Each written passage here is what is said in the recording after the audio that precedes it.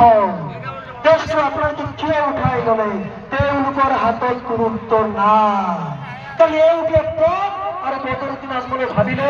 যে সংখ্যালঘু মুছলমান লোকৰ নাগৰিকত্বৰ সমস্যাৰ সমাধান হলে বিপিআৰৰ সমস্যাৰ সমাধান হলে তেওঁলোকক আৰু গুৰুত্ব নাই তেওঁলোকক আৰু বিদেশীৰ চাপত ৰাখি ব্লেকমেইলিং কৰি আমি আৰু ৰাজনীতি বেছিদিন কৰিব নোৱাৰিম সেইকাৰণে তেওঁলোকে সমস্যাটো সমাধান নকৰিলে যিটো কাৰণত কংগ্ৰেছে বিগত ৭০টা বছৰৰ সমস্যাৰ সমাধান নকৰিলে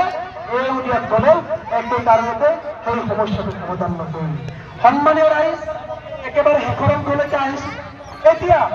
এটা আলোচনা চলিছে বিশেষকৈ আমাৰ সংখ্যালঘু মুছলমান মানুহৰ মাজত চাহ দোকানত ৰাস্তা ঘাটে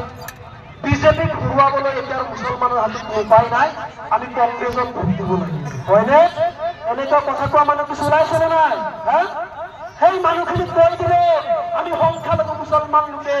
অসহায় হৈ বিগত ৭০টা বছৰে ভাই আমি আমাৰ পূৰ্বপুৰুষ তেওঁলোকৰ পূৰ্বপুৰুষ সকলোৱে কংগ্ৰেছকে ভোট দি আহিছে কংগ্ৰেছে চৰকাৰ কৰিছে সেই গোপীনাথ বৰদলৈৰ পৰা আৰম্ভ কৰি বিমলা পৰিষদ চলিহাৰ পৰা আৰম্ভ কৰি হিতেশ্বৰ শইকীয়াৰ পৰা আৰম্ভ কৰি আমি দেখিছো তৰুণ গগৈ ডাঙৰীয়াই তিনিবাৰকৈ মুখ্যমন্ত্ৰী হৈছে হয়নে নহয় কিন্তু বিগত ৭০টা বছৰে আমি ভোট দি চৰকাৰ বনোৱা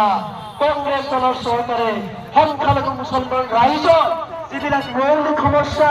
সেই মৌলিক সমস্যাবিলাক সমাধান কৰিছে নেকি আন্তৰিকতা দেখুৱাইছে নেকি নাই দেখুওৱা নাই মই কৈছো আমাৰ সংখ্যালঘু মানুহৰ মূল সমস্যা নাগৰিকত্বৰ সমস্যা এই নাগৰিকত্ব সমস্যা সমাধান ইচ্ছা কৰিলে কংগ্ৰেছ দলৰ চৰকাৰে কিন্তু কৰিব পাৰিলেহেঁতেন হয় না আমাৰ সংখ্যালঘু